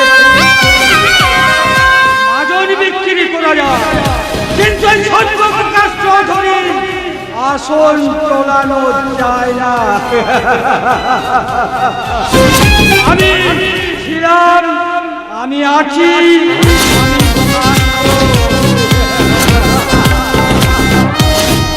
থাকবেন, কারণ সত্যবাবুর মিথ্যার দীপশিখা নেভানোর সাধ্য কারণে। তার মানে মানে পাপ আর অধর্মকে সঙ্গী করে যে অন্যায় পিরামিড আপনি গড়ে তুলেছেন, তার নিচে যে আপনি মমি হয়ে থাকবেন, সে বিশ্বাস আমার নির্ভুল। আমার কাছে ওঠার জ্ঞান বাণী শুনতে আমি চাইনি। দাদা সাধ্য আমার নেই বাবা, কারণ অন্যায় আর দুর্নীতির যে আসন আপনি দখল করেছেন। হ্যাঁ হ্যাঁ করেছি, তার কৈফিয়ত তোমাকে দিতে হবে না। না, ওকে কৈফিয়ত না দিলেও চলবে। কারণ যত অন্যায় তুমি করো না কেন, তোমার একটাই পরিচয়, তুমি ওর বাবা। সাধনা। কিন্তু ওই পরিচয় নিয়ে তুমি দেশের নির্যাতিত মানুষগুলোর হাত থেকে কোনো দিনও ক্ষমা পাবে না। যাদের অর্থ আর ক্ষমতা কমবে, তুমি পদানত করেছো। তারা চিরকালের পায়ের তলেই থাকবে। আমার অন্যায় আর অধর্মের মূলচ্ছেদের ডঙ্কা দিকে দিকে বেজে উঠেছে। বুঝতে পারেননি যে মানুষ আপনার অন্যায়ের অবসান চায়। হ্যাঁ, তাই এটা গাছের ফোন রয়েছে। উৎকট হতে আর বেশি দেরি নেই। অবিনাশ দাসের জমি দখল, বেআইনি মদের ঠেক ভেঙে দেওয়া, একের পর এক গাড়ি বিস্ফোরণ, বলি এইসব ঘটনাগুলো কোন অশুভ বার্তা বহন করে? সমস্ত অশুভ শক্তিকে বিনাশ করবে আমার টাকা। ফাঁকা ফাঁকা আওয়াজ দিয়ে কোনো লাভ নেই, কারণ তোমারই কুবুদ্ধিতে আপনি মামাকে পাঠিয়েছিলেন জোর করে জমি দখল করতে। বলুন কি অপরাধ তারা করেছিল? তুমি তো জানো যে ওই অবিনাশ দাসের মেয়েই হবে এবারের ছোট বউ। কোনদিন বামুন হয়ে চান ধরা স্পর্ধা আমি ওর গুছিয়ে দেব। বাবন নয়, গরিব হলেও ওরা যে প্রকৃত মানুষ তা আমি প্রমাণ করে দেব। তার আগে তোর মতো কুলাঙ্গারকে রক্তে লাল করে দেব এই চৌধুরী ভিলার মাটি। না কেন আমার মৃত্যুতে এই শুরু হোক এই চৌধুরী ভিলার মারণ যজ্ঞ। হ্যাঁ হ্যাঁ, অনেক অন্যায় আপনি করেছেন। আবার মায়ের প্রতিমূর্তি হয়ে যে পাপাগার আপনি করে তুলেছেন, সেই পাপাগার থেকে মুক্তি পেতে আমাদের দুটা মৃত্যু কিন্তু নিতেই হবে বাবা।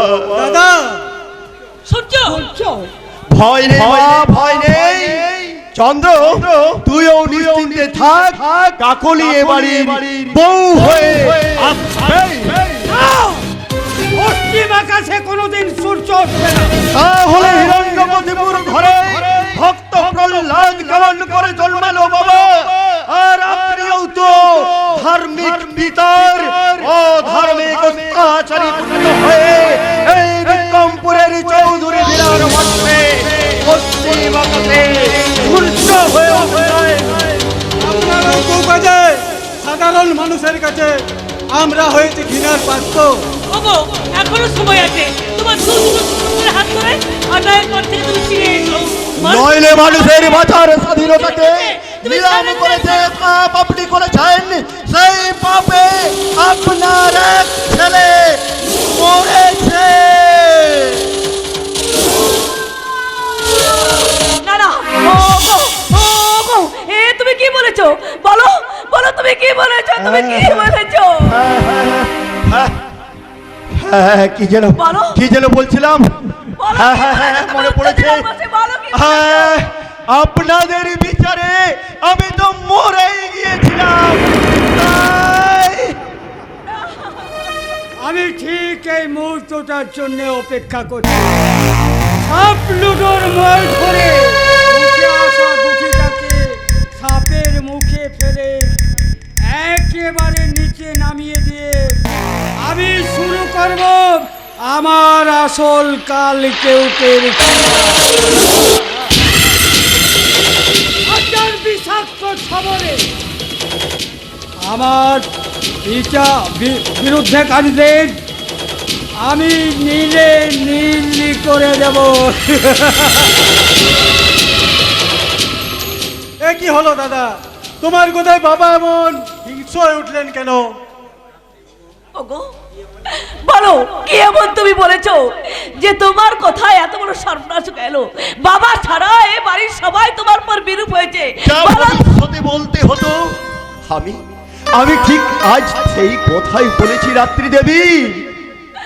না হ্যাঁ হ্যাঁ রাত্রি দেবী, যার যা ভবিতব্য তাকে তো মাথা পেতে নিতেই হবে রাত্রি দেবী। তবু আমি বলছি আমার জন্মের মৃত্যু পর্যন্ত এই বাড়িতে আপনার স্বাধীনতা যাতে নিলাম হয়ে না যায়। না, দাঁড়াও, তুমি চুপ করো। বলুন মা, বলুন আপনার ছেলে, বলুন আপনার ছেলে কি এমন বলেছে? বলুন মা, আপনি বলুন। জানি না বাবা, জানি না, আমি কিচ্ছু বলতে পারবো না, কিচ্ছু বলতে পারবো না। শুধু আমি এইটুকু বুঝতে পারছি যে এই চৌধুরী পরিবারের আকাশে আবার নতুন করে দুর্যোগের ঘন ঘটা মেঘ জমে এসেছে। ওরে মা হয়ে আমি তোদের কাছে অনুরোধ করছি, তোরা এই দুর্যোগের মোকাবিলা কর, তোরা এই দুর্যোগের মোকাবিলা কর।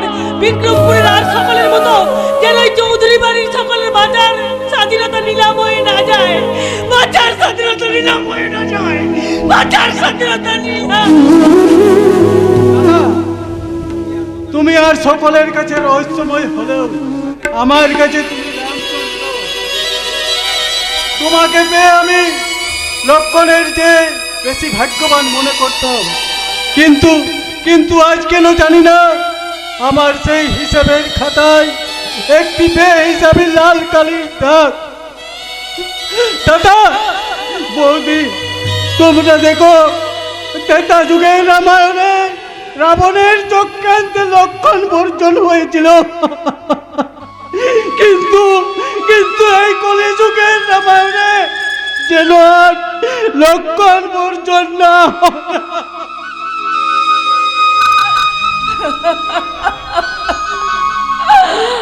বলুন রাত্রি দেবী, বলুন বলুন, আপনি কি সর্বনাশ করলেন? উত্তেজনার বসে এমন কিছু আপনি বলেছেন? ভবিষ্যতে যা বলতে হতো আজ আমি ঠিক তাই বলেছি রাত্রি দেবী। কিন্তু এর পরিণতি কি হবে তা কি আপনারা ভেবে দেখেছেন? জানি, আর এই সঙ্গেও জানি আজ বা কাল হয়তো মৃত্যুকে আলিঙ্গন করে নয়তো এ বাড়ি থেকে বিতাড়িত হয়ে আমায় চলে যেতে হবে।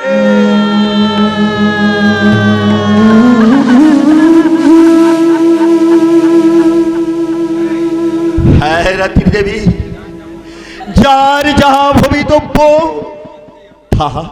তাহা তো তাকে মানতেই হবে। তবে আমি কথা দিচ্ছি, আমার জীবনের বিনিময়ে হলেও এই চৌধুরী ভিলায় আপনার স্বাধীনতায় যাতে কেউ হস্তক্ষেপ করতে না পারে আমি তার ব্যবস্থা করেই এখান থেকে যাব রাত্রি দেবী। দয়া দেখাচ্ছেন?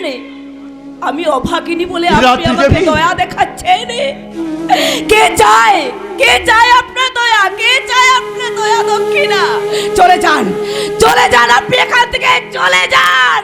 মুখে বলা যত সহজ, তত সহজে এখান থেকে চলে যাওয়া যায় না রাত্রি দেবী।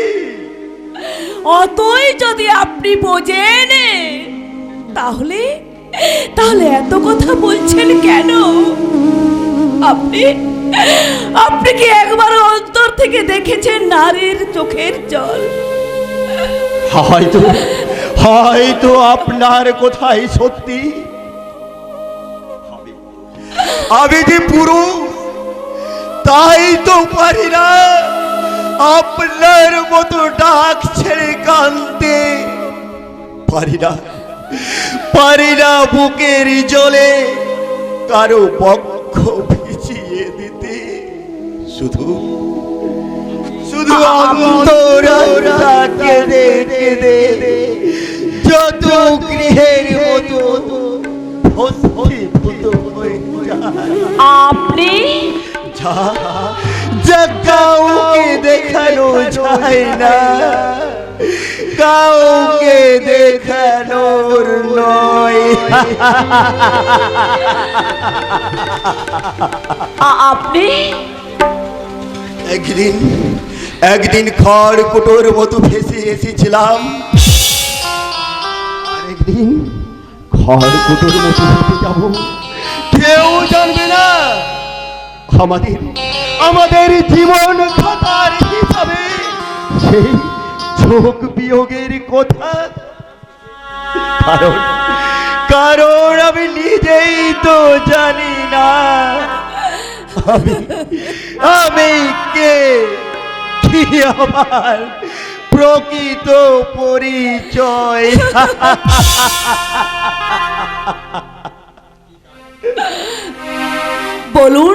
বলুন কি কাজ? তৈরি করেছি এক বিরাট নেটওয়ার্ক, যার সাহায্যে কিছুদিনের মধ্যে এই বিক্রমপুরের আকাশ থেকে বিলীন হয়ে যাবে সেই স্বাধীনতা নিলামের খেলা। আর আর সাথে আপনিও ফেলবেন স্বস্তির নিঃশ্বাস। সেই স্বাধীনতার দিনে আপনি থাকবেন না, সেই শান্তির দিনে আপনি থাকবেন না, তাই কি কখনো হয়? আপনি আপনি আমার স্বামী নন ঠিকই, কিন্তু স্বামীর অন্তরালে বসে থাকা আপনি যে আমার কাছে ভগবান। তাই তো আমার জীবনে আমি আপনাকে বলতে চাইছি, জীবনের সার তুমি প্রভু গো আমার, প্রণাম জানাই আমি চরণে তোমার। জীবনের সার তুমি প্রভু গো আমার, প্রণাম জানাই আমি চরণে তোমার। জীবনের সার তুমি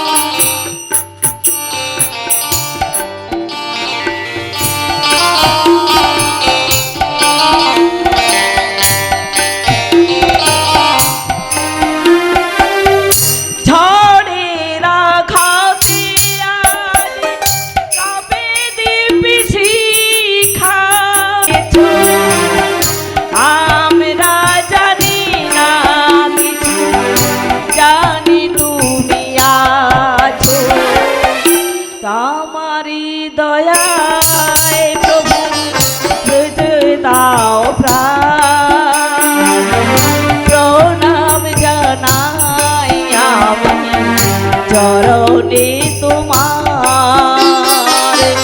জীবনের সার তুমি প্রভু গো আমার, প্রণাম জানাই আমি চরণে তোমার, প্রণাম